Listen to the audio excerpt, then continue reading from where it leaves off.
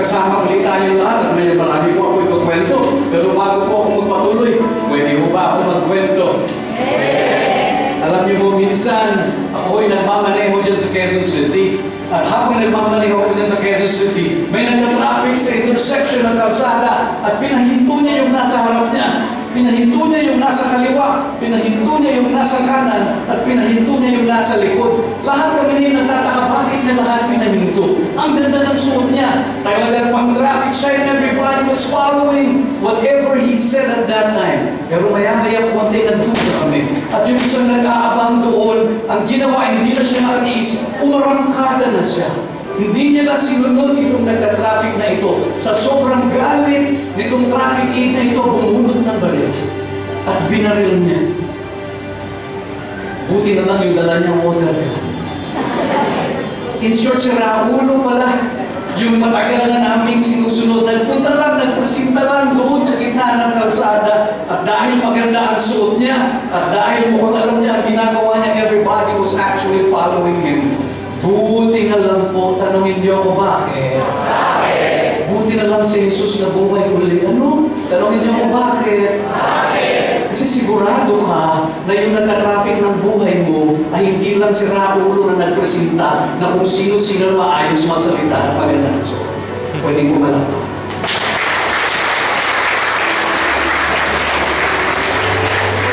And we can cast our faith and our whole life on Him. Pag sinabi niya, kakanan ako, and I won't even blink. Pag sinabi niya, dumiretso, dediretso ako. I entrust all of my life in this God. And we want to welcome everybody in this new series entitled Follow Me. Sabay-sabay sabihin, Follow Me. Follow Me. Ito po ay leksyon, mga lessons on leadership. This is all about leading without titles. Alam niyo po, napaka-timely ng series natin na ito. Tanongin niyo ako bakit? Eh kasi po, in a few weeks from now, pipiling na tayo ng mga bagong leader ng ating bayan. And we felt that it is of utmost importance na pag-usapan natin ng leadership for us to be able to be guided kung sino ba talaga ang ating iboboto, ano raw ang pagkakaiba ng korap na opisyal sa Pilipinas at yung korap na opisyal sa Amerika. Tanungin niyo ako ano? Kapag korap ka sa Amerika, ikaw ay mapupunta sa kulungan. Pero kapag ikaw ay korap sa Pilipinas, ikaw ay mapupunta sa Amerika. At yun ang ayaw nating mangyari sa buhay natin at sa bayan natin, kaya pag-uusapan natin ito. And we will ask God to guide us as again we dig deep into what the Bible wants us to learn about leadership. Let's pray together in the name of the Father, and of the Son, and of the Holy Spirit. Amen. Today, I receive all of God's love for me. Today, I open myself to the unbounded, limitless, overflowing abundance of God's universe. Today, I open myself to God's blessings, healing, and miracles. Today, I open myself to God's Word, so I become more like Jesus every day. Today, I proclaim that I'm God's beloved. I'm God's servant. I'm God's powerful champion. And because I am blessed, I am blessing the world in Jesus' name. Amen. Thy word is a lamp unto my feet and a light unto my path. Thy word is a lamp unto my feet and a light unto my path. Let's read from the Holy Scriptures. Proverbs chapter 29 verse 18. Napaka-eksi yun to. Sabay-sabay natin basahin. Where there is no vision, the people will perish. Ulitin natin. Kasi paiksi naman altogether. When there is no vision, the people perish. Naku, magpasensya na po tayo. Hindi ko matagalog yan. Pero kapag ikaw daw, susubukan ko ha, walang pananaw sa buhay ang tao ay nakikitil ang buhay. Sila ay nawawala, nandidiscourage. And this is what we will be speaking about. The first title of our talk today is clarity. Ibig natin pag-usapan dito sa talk na ito is this: the leader that you would want to follow is someone who has a clear vision. What does that mean? That is what we will be talking about this morning, the word of the Lord.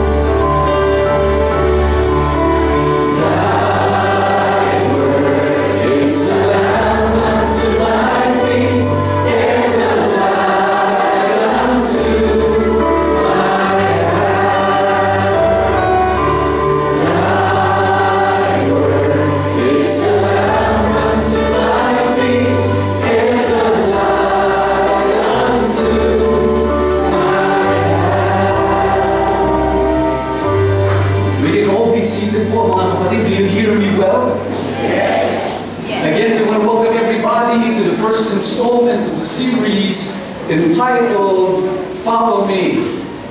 I'll be mentioning to you two things, mga katotohanan about leadership. Ilang katotohanan ang ibabahagi ko sa inyo?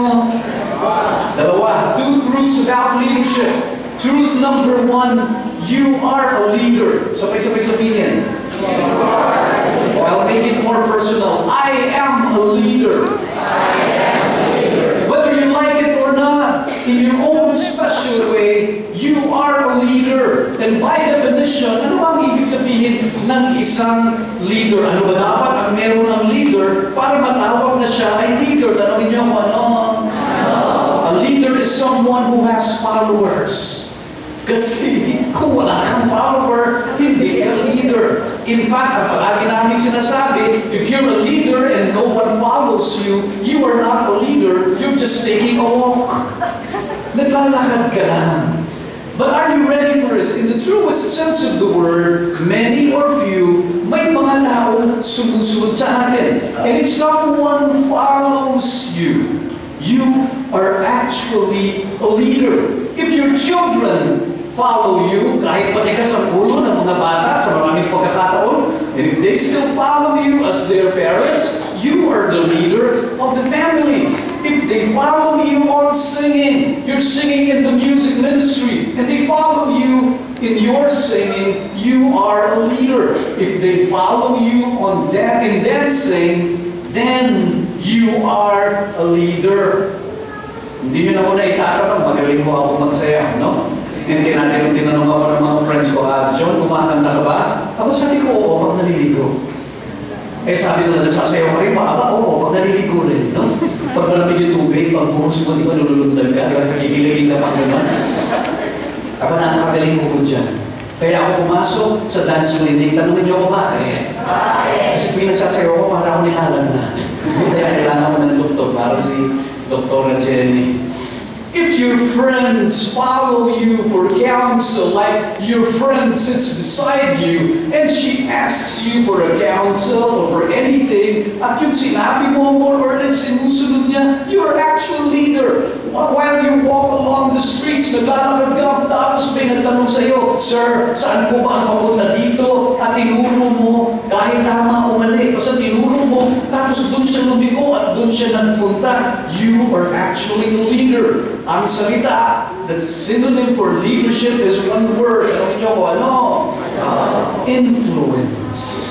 If you are able to influence someone in one way or another, you are actually a leader. Somebody follows you because of your influence.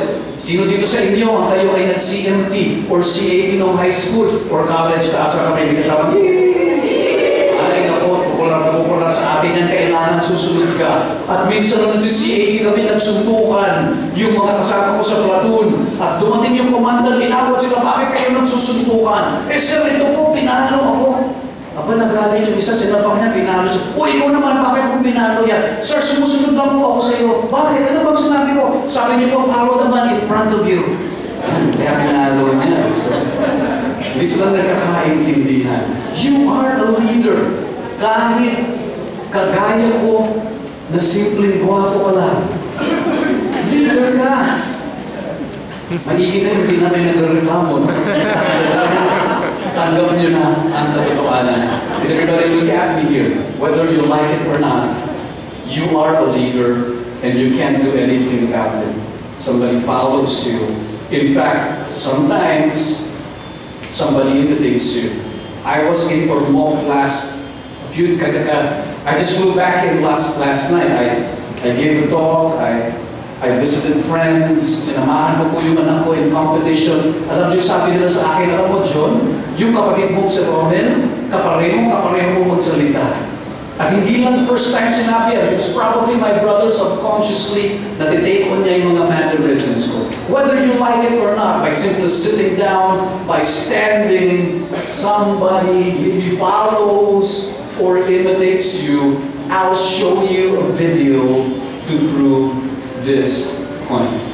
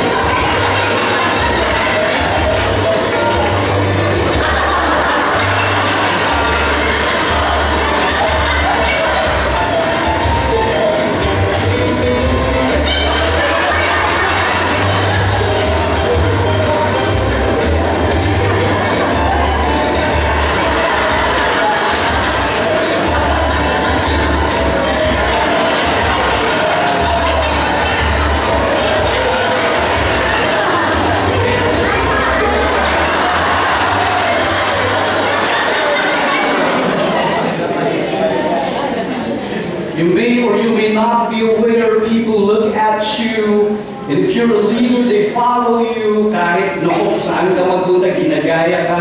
Hindi mo lang alam, may sumusunod sa'yo, isa, dalawa. Whether you like it or not, you are a leader. The only question that you will need to settle in your heart is this: what kind of leader are you? Kasi given na yan, leader ka. Ang tanong na lang, anong klaseng leader ka? Minsan, meron po akong nasalubong na isang lalaki, na-intriga ako sa t-shirt niya. Ang nakasulat sa t-shirt niya,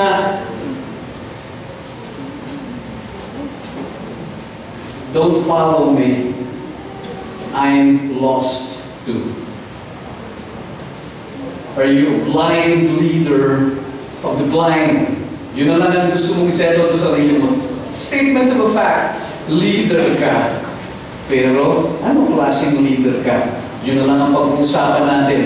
Ikaw ba ay leader ng apostolada, ng panalangin, ng malintimang birhen ng ermita?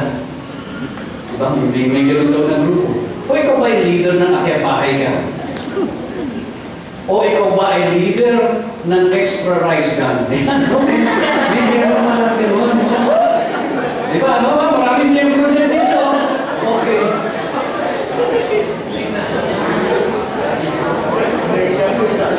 And if what I'm saying now resonates with you, the series is for you. Leader ka, but most of the time wala tayong title. Truth number 2.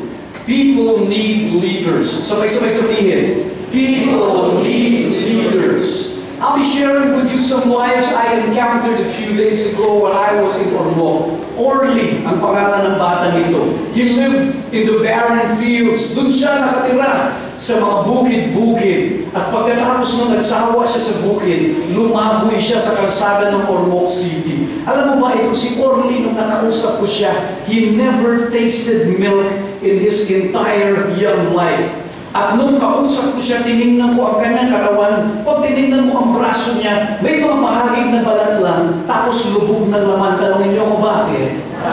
Because of his malnourished lifestyle, kulang ang mga nade-develop na muscle sa kanya. Nung habang lumalaki siya, nung bata pa siya, ang dinedede niya lang yung sabaw ng sinaing. Ano ba ang tawag dyan? Yung sabaw ng sinaing, yung am. In fact, are you ready for this? I'm not kidding you. Dalawa lang ang natikman niya sa buong buhay niya. Number 1, am. Pangalawa, tuba. Kasi ang mga Bisaya, ang alak sa kanila tuba. Ang tatay niya, isang manginginom. At yung tatay niya for some reasons, dahil walang maiabot sa kanya, siguro paglasing, inaabutan siya ng tuba. And every time, itong si Orly, that explains it. Si Orly ngayon, kapag merong hawak na baso, at kahit umiinom lang ng tubig, ang palagi niyang sinasabi, cheers! Hindi ko pa nagbibiro. Every time, may hawak siya ng baso, automatic sa kanya, cheers! Kasi batas na siya inom, yun ang palaging nakikita niya na sinusunod niyang leader niya na tatay niya. This was how he was led.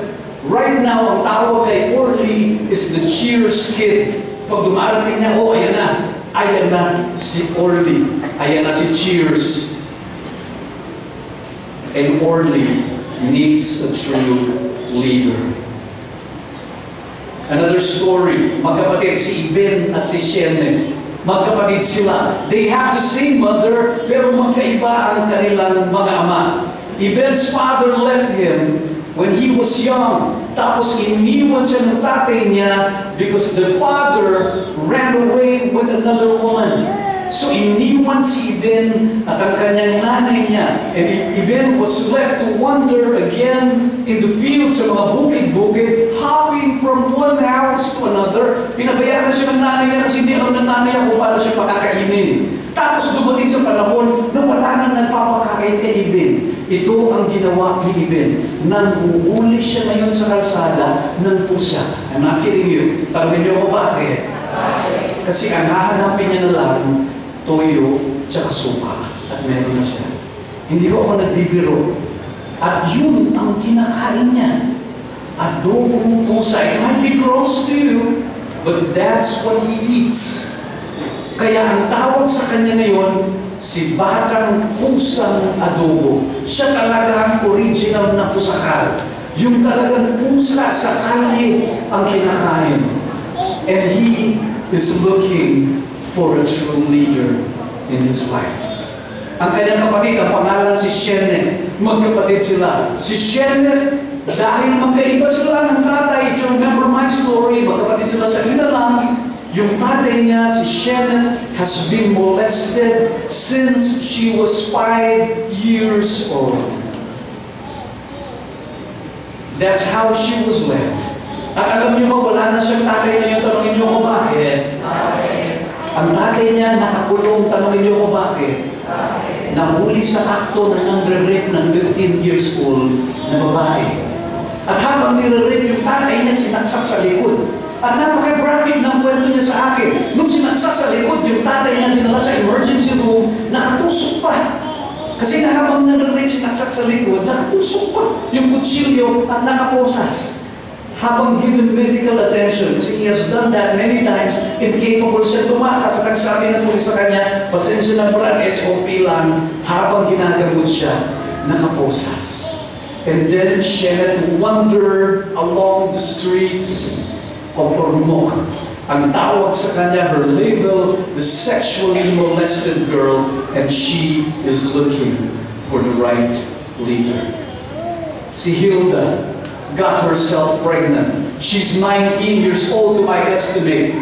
Tapos, got herself pregnant, nabuntis siya at iniwanan ng lalaki. Consequently, she stopped schooling, but she cannot work. Hindi siya pwede makapagtrabaho kasi bit niya palagi ang anak niya na ang pangalan ay si Erica. At dahil wala silang magawa sa buhay, in-offer niya yung anak nila si Erica, ipaampo na lang sa iba. She decided to give Erica away, and Erica grew up unwanted. I was talking to her. She was 5 years old, going 6. Ang label kay Erica, buntot ng nanay, unwanted by everybody.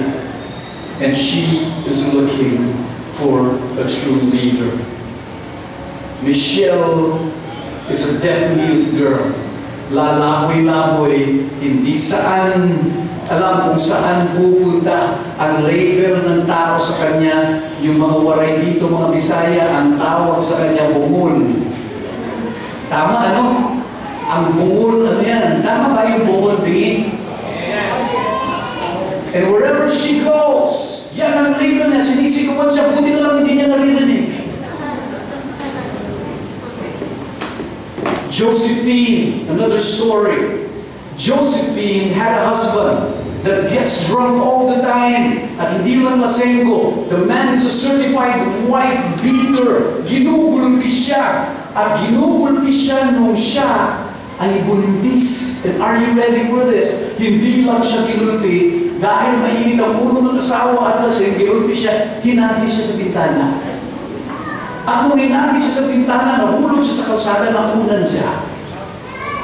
At nung nakunan siya, she lost her baby and she lost her mind.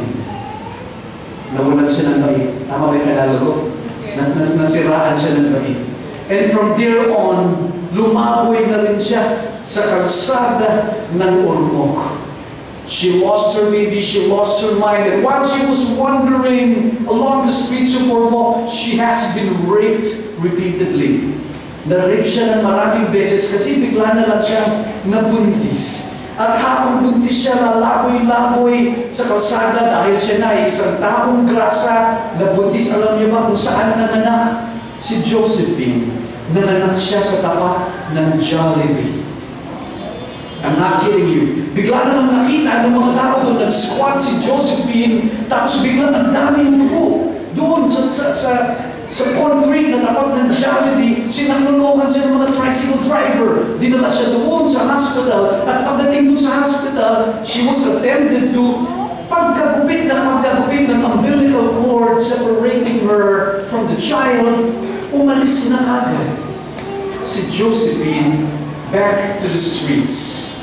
And people were hopeless. Kasi kinugupkup siya, umaalis din siya, and whatever happened to the child, yung bata ang dumi-dumi kasi sa kalsada ipinanganak, and she was not moving. Pagdating sa ospital, dinala sa ICU, dinala sa incubator, and so on. At dinala sa DSWD, she was for adoption, but there were no takers. Tanungin niyo ko bakit? Alam nila na ang nanay na si Josephine is insane. And the doctors were saying, are you ready for this? Ang anak pa lang ng baliw, 80% of the time, yung insanity na ika-transfer sa anak. And that's why pag nalalaman, no takers for the baby. And this lady, this young lady, this baby, needs a leader in her life. Everybody, ang tawag sa kanya, the crazy baby Jollibee. Yun ang story ng buhay niya. And I spent a lot of time with them when I was in Ormoc. Many people are looking for leaders. Sino ba ang leader talaga? Ano ang kalidad ng totoong leader? I'll just be quick on this one, and then I'll explain a few points. A leader is someone who has a vision. Sabay-sabay sabihin, vision. Vision.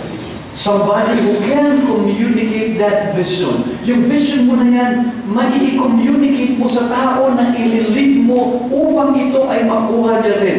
Whether vision ng grupo o vision para sa personal na buhay niya. And then a true leader empowers the person so that the person can achieve the vision. All of us are leaders. We are leaders in our own special way. And again, I still remember that maybe kayo siguro nung bata pa kayo, are you ready for this? Naaalala ninyo, when you were small and Christmas trees were tall at bata pa kayo, sometime in your life, lalo yung mga lalaki, ang pangarap mo sa buhay maging Superman o kung ano mang superhero. Di ba ano? Dumaan ba kayo dyan at dinadamitan mo ang sarili mo, nagmamaskara ka pa? Kasi deep within you, God planted a desire in your heart to be a true leader, to be a right leader. Kasi mayroong assignment ang Diyos sa iyo para tulungan mo sila, for you to lead them. That's why ang superhero appealing para sa iyo. Si Superman, si Batman, Super Inday, the Magic Baby. Ganyan, ano pa ba? Ano ba ang tawag sa anak ni Superman?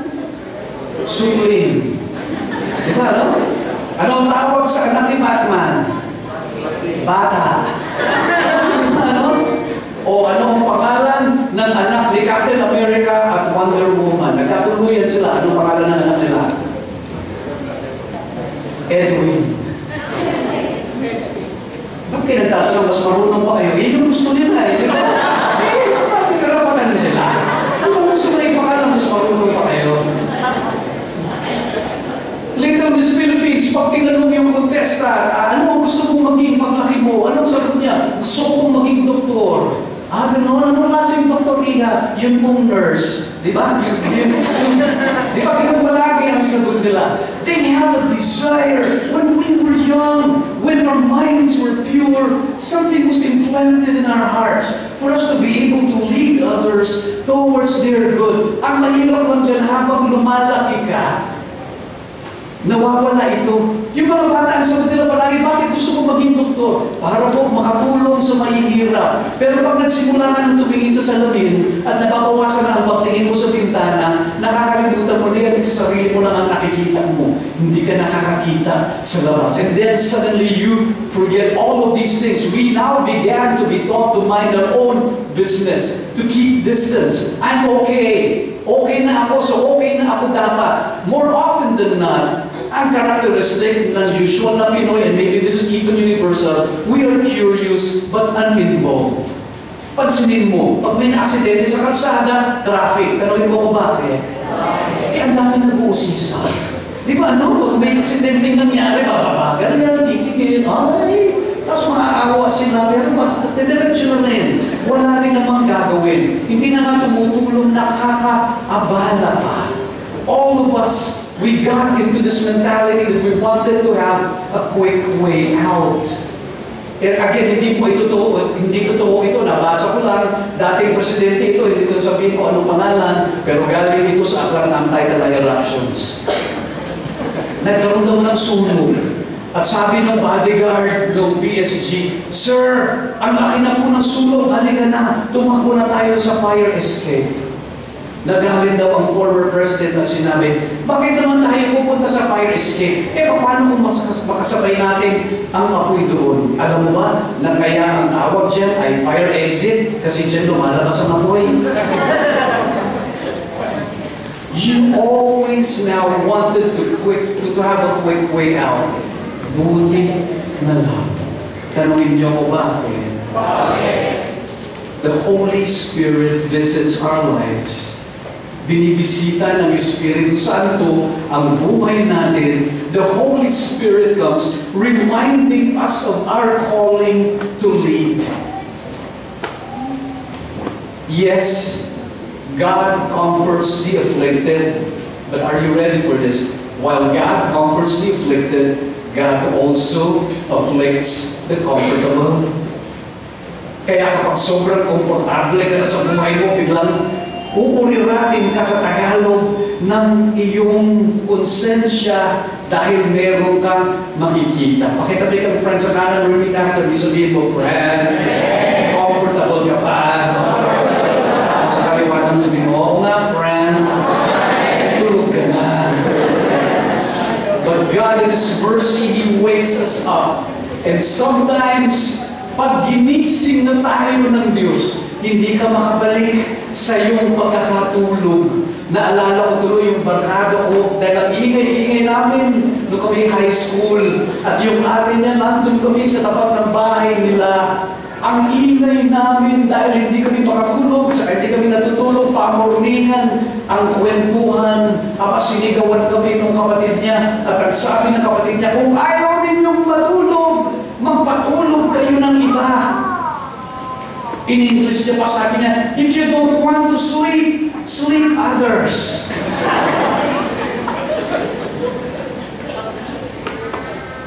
A true leader, for you to be able to capture the vision of a leader, you need to have 4 S's. Ilang S? 4. Apat. The first is sense the need. Sabay-sabay-sabihin, sense the need. Number 2, sense the need. Number 2, sympathize. Number 3, see the hope. Ayon. And then number 4, seize. Okay. Ano yung number 1? Sense. Number 2, sympathize. Number 3, see. And number 4, sense the need. What made Jose Rizal a leader was that he had a vision. At yung vision na yun, nakuha niya when he saw and heard the plight of the Filipinos of his time. At yun ang isinulat niya sa Noli. By the way, you pronounce that rightly as Noli Me Tangere because it's a Latin word. Noli Me Tangere. Okay? At pag nabasa ninyo ang buhay ni Sisa, dyan ninyo madidiscover. Ito trivia, hindi ninyo alam. Si Sisa ay totoong tao. At ang kanyang apelyido ay Mistreat. Sisa, Mistreat.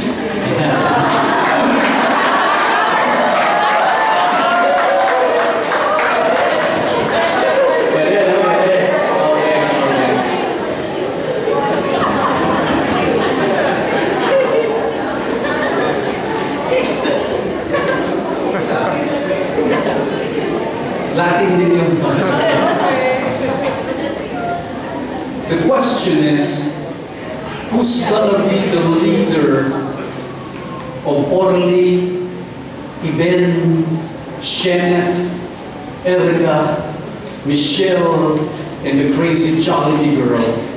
The answer is the one who would sense their need. That person will be their leader. Having a vision starts from sensing the need. It's using your eyes and your ears. Pag nakita mo sila at nadama mo ang pag-ibig ng Diyos sa kanila, kapag narinig mo ang istorya ng kanyang buhay, and then you will begin to capture a vision for them. You would see their situation and you give time to hear their stories. Number 2, sympathize. You begin to sympathize with people's pain. You begin having compassion. By definition, sympathy and compassion is wearing, akala nila dati, wearing somebody else's shoes. No, it's not. It's actually wearing somebody else's skin. Kasi nararamdaman mo ang balat. Kapag sinuot mo ang balat ng isang tao, ibig sabihin, yung nararamdaman niya, nararamdaman mo. Who will be their leader? Somebody who would sympathize with them. Hindi po yung mga politiko na magnanakaw. Hindi lahat ng politiko magnanakaw, ha? Kasi maraming matitino. But sadly, mayroong mga magnanakaw. Ano daw ang pagkakaiba ng magnanakaw sa politiko? Tanungin niyo ako ano? Ang magnanakaw muna tapos tatakbo. Ang politiko, tatakbo muna tapos magnanakaw. Pero hindi lahat. Kasi marami namang matitino. But who's gonna be the leader of Orly, Iben, Sheneth, Erica, Michelle, and crazy Jollibee girl? Someone who would feel their pain. Somebody who would see hope. Who's gonna be the leader of these people? Yung makakakita kapag sila ay makita, narinig ang kanyang storya. Somebody who would see hope amidst the pain that they experienced in their lives, their wasted lives. Someone who would believe that these people, are you ready for this? Nung nakita sila, nung nakita ang buhay nila, yung tao na maniniwala na hindi sila dapat nandoon. Yung tao na maniniwala that they are born for greater things. Somebody who would believe that as far as God is concerned, no eye has seen, no ear has heard, no mind has ever conceived of the glory that is set for those who love God, and they belong to that group of people. 1 Corinthians chapter 2, verse 9. Ito yung mga maniniwala. Ephesians 3:20. Kapag ang sinasabi, to God who's able to do immeasurably more than we could ever ask or imagine. Ito yung mga tao na naniniwala sa Psalm 105 na sinabi doon, the fatherless and the widow, God sustains. And then, sino ang leader ng apat na ito? Somebody who would seize the moment and meet their need. Somebody who would take charge. They need a leader. Somebody would say, I'll take responsibility for these people. Pag nakita ko sila, I will do something. Kasi marami ang mga naaawa, pero walang ginagawa. Can everybody look at me here? Don't you know that as far as their lives are concerned, good intentions don't count? Their true leader is someone who would seize the moment and would take action. Quick action. Not just quick action. Serious action. Sabay-sabay sabihin, serious action. Yung dating presidente na ito, na kwento ko kanina, habang may aksidenteng nangyari sa kanya, habang kumakain siya, naghalunok siya ng buto. Nandun siya sa Amerika, ang sarap ng kain niya, naghalunok siya ng buto. At hindi siya makapagsalita, sumisahinas naman siya. Pero nakapagsalita pa rin siya ng konti, sabi niya, I swallowed a bone. Somebody took action, gusto siyang tulungan. Tinanong siya, Sir, are you joking? Sagot naman yung presidente, no, I'm serious. Hindi na po ano.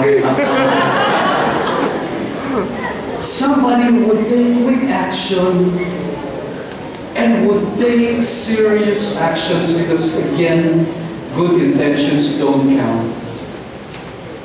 And then a leader rose for their lives. This is their story. Si June at saka si Vanny, binatang dalaga, niligawan ni June si Vanny. And June loved Vanny as a man would love his own soul. Sobra ang pagmamahal niya kay Vanny. Kaya lang may problema kay Vanny. Vanny, even if she loves June so much as well, sobra ang pagmamahal niya kay June. Ang sabi niya kay June, seryoso ka ba sa akin, June? Because I already had 5 surgeries. Lahat ng surgery na yan in the reproductive system. At ang sabi ni Vanny kay June, mag-isip-isip ka ng mabuti pag tinuluyan mo ang relationship natin kasi pag pinakasalan mo ako, I can be a high-risk and high-maintenance wife because you can never tell. Baka biglang bumalik ang sakit ko at lalo magpatuloy yung malignancy. And by the way, I may not be able to bear children for you. And I might be taking medicines for life. High maintenance ako. High risk pa. Are you serious? But he was serious. He married her anyway. And they were happy. But everybody in the city, kasi pagkakakilala naman yan, ang tawag sa kanya, the problematic couple. Yun, ang label sa kanya. For 7 years, true enough, they haven't had kids. 7 taon na silang nagsasama. Pero habang nagdarasal sila na magkaroon ng anak, biglang merong isang lalaki na nandun sa tapat ng gate nila. Ang pangalan si Orly. Remember Orly? Kunento ko kanina. They sensed the need. They sympathized with this man. They saw hope in him. And they seized the moment and took action. It was never planned, but it seems that God wanted them to to have children, maybe not from their bodies, but maybe children given to them by God, not coming from their own flesh and blood, but by God's Spirit. They sensed the need, and then they heard the story. They invited Orly in. They sympathized with their pain. And maybe because they know how it feels, nararamdaman nila siguro kung ano ang pakiramdam ng malungkot na merong kulang sa buhay mo. At nararamdaman nila ganun din ang mga batang ito, and they needed each other because they depended on the mercy of God. And then June and Vanny felt that could it be that we are the leaders that these lost people are looking for? They brought them in. And this is what happened to their lives because they found the leader. This is what happened. Ito ang nangyari kay Orly, the Cheers kid. Found the right leaders in his new parents, June and Vanny. Now his label changed to an elementary graduate. A few weeks back, nagparang siya na po si Orly. Bumalik siya sa eskwela at nag-graduate ng elementary. At nung magkasama kami kahapon, ay happy ako kasi we were together and we bought shoes for him, readying himself upbeat about the coming high school. And this is what he now has, a dream of becoming a professional someday. And who knows, maybe he becomes a business person. What I'm so happy about him is that the true leader in June and Vanny was able to transfer a dream. Nangarap ulit ang mga batang ito. Bukod sa pagkain na ibinigay sa kanila at irangan, nagsimulang mangarap muli ang mga batang ito. Because they found the right leader. Si Iben, ang batang pusang adobo, biglang nandun sa harap din ng bahay nila. Found leaders in June, in Vanny, and this is what happened. Nung kinausap ko si Iben kahapon, Iben, ano ang pangarap mo sa buhay mo? Ang sabi ni Iben, balak ko pong makatapos ng aking pag-aaral at magpapatayo po ako ng malaking bahay. Gagayahin ko si Kuya June at si Ate Vanny, and I will take in children who are having the same experience as mine. Si Sheneth, the sexually molested girl, found the leaders in June and in Vanny. Now she has a different label. Tanungin niyo kung ano? Kapag sinalubong niya ako, pusturong-pustura si Sheneth. And proudly she said, I'm top 9 in the class. Number 9 na po. Top 9 sa klase. And she's well loved by her teachers and dreams of finishing her studies as well. Erica, the unwanted, the given away pretty girl, now growing in love of the family. Tapos si Hilda, yung nanay niya, if you remember her story, she's now back in school. Kahit may edad na siya, bumalik sa pag-aaral, taking on a vocational course, and she hopes to graduate soon, and then having a great future ahead of him, dreams of becoming successful. But let's go back to the crazy baby Jollibee. Can we show photos first, please? Ay, papakita ko sa inyo mga litrato. Isa-isa lang, bro, ha? Show the first photo, please. This is Orly. Next, please. This is Iben. Next, bro. This is Sheneth. Next, bro. This is Erica. Stop muna, bro. Okay, this is Erica. Now let's get back to crazy baby Jollibee. Crazy baby Jollibee is now 6 months old. Found his leaders in her new parents, June and Vanny, and she now has a label. Her new label now is healed by so much love. And she's a happy baby. Sobrang masayahin. Ditong batang ito, sama ng sama, at may pangalan siya. Ang pangalan niya ngayon ay si Angelica Francesca. I'll show you her photo now. This is her name. Angelica Francesca. Tanungin niyo ako bakit? Tawag sa kanya Francesca because she was born October 2, released from the ICU October 3, and then she was received by the family. Pinick up siya ng pamilya October 4, the feast of St. Francis of Assisi. Kaya siya Angelica because she now has a new label. Hindi na siya crazy baby Jollibee. She now is the angel of the house. Kaya ang tawag sa kanya, Angelica Francesca. And I was close to the parents. I asked them straight, paano? According to the doctors, 80% may inherit niya an insanity ng nanay niya. And both of them just chuckled a little bit and said to me, well, we will love her without measure, and we believe that our love will be her healing.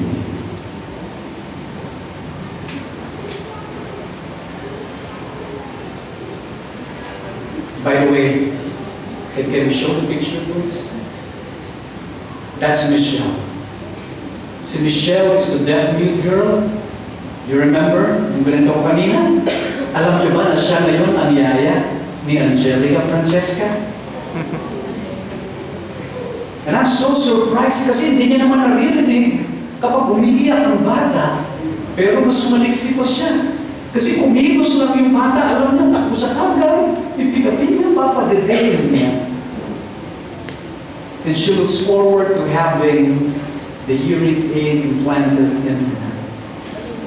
Because soon, again, kasama na sila. She works now as the caregiver to Yaya. I want to end. Yes, you are a leader. Ang question ko lang sa ating lahat, given na yan, leader tayo, tama o tama? Tama. My question is, who are you being called to lead? Who are you being called to lead? Someone you are called to bring hope to. Bigyan sila ng pag-asa at turuan silang mangarap muli. Ito ho ang natutunan ko. Tanungin niyo kung ano. People can survive 40 days without food. People can survive 4 days without water. And you can survive 4 minutes without air. But you can only survive 4 seconds without hope. A true leader is someone who gives a clarity of vision in the lives of others, teaches them to dream again, and then empowers them to work on that dream. Alam niyo, ang pinakamalaking blessing sa akin sa pag-attend ng feast, tanungin niyo ako ano? I get to serve with great leaders. Alam niyo, people are looking for someone to follow. And we have great leaders here in the feast. I can name a few. Meron tayo isang kasama dito. Bigla na lang siya pumasok sa feast sa Pavilion Mall.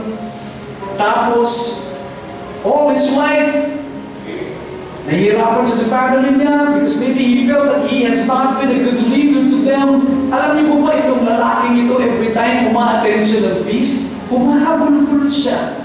Because he's making a recognition that God calls him, that God speaks His word to him, And slowly but surely, he was transformed to be a great leader. Now a great leader. His family brought his entire family to God. And strong relationships in the family. I'm so happy every time magkukwento siya na umahalik na sa kanya yung mga anak niya. Sweet relationships in the family. They go out on vacations. And the family would seem to be having this invincible and indestructible relationship. Marami na rin buhay na binago ito dahil disciple niya dito sa feast. Ang pangalan niya, Alex Reyes.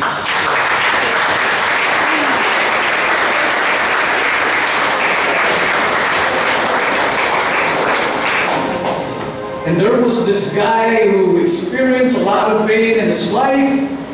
And one day, biglang aksidente, pumasok sa SM. At pagpasok sa SM, sabi, bakit niya? Therapy na wala pa, hindi mo nagsisunod na reklamo, pero di ba narinig niya? And he found the leader in God, and God started transforming his life. And then sooner or later, he led the entire family to get to know God and experience God's blessing. And now serves actively here as a great leader in the feast. His name is Jojo Ginto.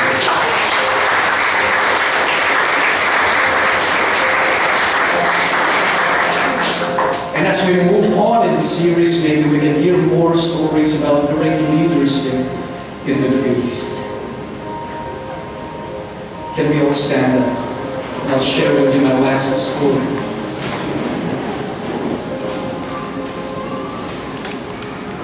Naikwento ko na po ito dati sa inyo, pero ikwento ko na lang ngayon.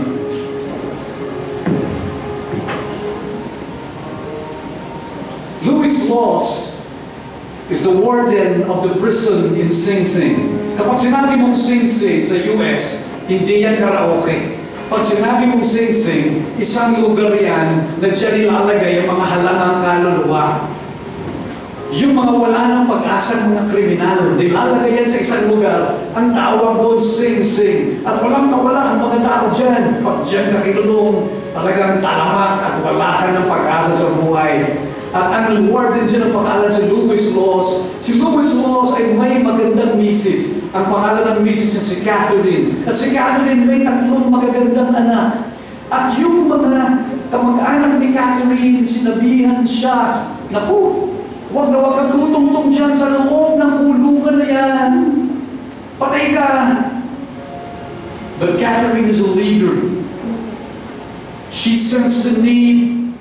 And then number 2, she sympathized with their pain and she saw the hope. And then number 4, she seized the moment, she took action. Unang bisita niya, sumama siya sa mga presong manood ng basketball. Kasama ang 3 mga anak na babae. At pagpasok niya, doon niya nakita ang kalulus-lus na kalagayan ng mga preso doon. Unang nakita niya, may mga preso palang bulag. Naawa siya ang ginawa ni Catherine. Nag-aral siya magbasa ng Braille. At bumili siya ng maraming libro na Braille. Tinuro ang magbasa araw-araw. She led them all every day. She taught them. At pagkatapos ng turuan lahat ng mga bulag naman, si Catherine marami rin palang bini sa loob ng preso. Nag-aral siya ng sign language. She brought them all together. She taught them. Gave her life and heart to them. And again, the list goes on. And she befriended all of them. Every time na dumarating si Catherine, isa siyang leader na anghel. Everybody revered her. Everybody loved her with all of their heart. She has become an icon for 16 years. She was there every day until one day. Hindi sumikot si Catherine. Nagtataka ang lahat ng mga preso. Kasi kahit ang halang ang kaluluwa, nirerespeto si Catherine at minamahal siya. Pero hindi na dumating si Catherine. Natakot silang lahat. Ibig sabihin may nangyari sa kanya. And true enough, after a number of hours, nabalitaan nila, Catherine was involved in an accident and she did not survive. Namatay si Catherine. And you could just imagine this hardened criminals. Mga halang ang kaluluwa, mamamatay tao. Salty tears were streaking down their wind-blown face. Ganun nila kamahal si Catherine because she led them all to transformation. Kinabukasan, Dahil yung asawa nga na warden, pinagbakasyon to attend to the funeral arrangements of Catherine. Yung assistant warden ang bumalik galing sa ibang lugar. Pagmulat ng mata sa umaga ng assistant warden, lahat ng mga preso nandoon sa likod ng steel gate, nakatingin sa labas. At para bang kahit hindi nila makikita si Catherine, they were looking towards the direction of her house because they longed to see her for the last time. And the assistant warden felt pain. And he made a rather interesting decision. Ang sabi niya, okay man, pinutusan nila ng gwardiya, swing the black gates open, palabasin lahat yung mga yan. I'm allowing you to pay your last respects to Catherine. Pero kinausap niya lahat, sabi niya, bumalik kayo lahat dito mamaya alas 8 ng gabi. Walang bantay. Walang nakatutok na baril sa likod nila. One single file. They marched their way, going to the house of Catherine, pay her last respects.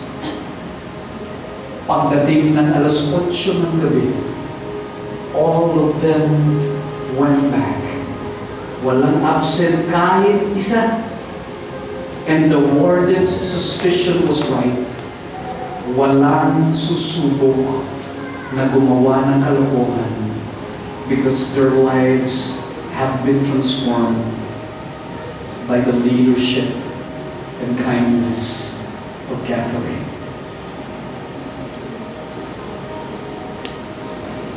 What kind of leader are we? We want to start. It doesn't have to be so complicated. Sino ang nilalagay ng Diyos sa buhay mo? Si Inday? Pag-uwi mamaya? Sa bahay? Maybe you want to sit down with her, sense the need. Maybe for the first time, makipagkwentuhan ka. Sense the need. Sympathize with pain. See the hope, and then seize the moment to take action. To anyone that God puts along your path, free to lead.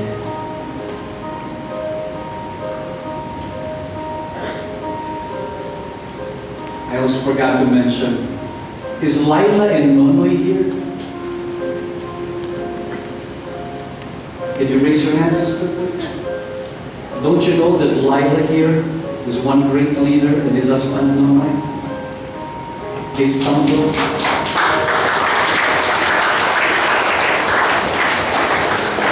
They stumbled upon one unwanted child.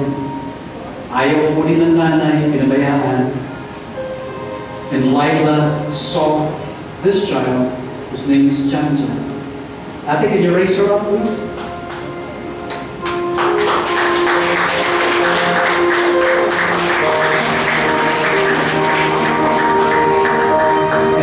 Here, sense the need, sympathize with pain, saw the hope in this child, and seized the moment to act. By the way, it's Chan Chan's birthday today. Tama, no?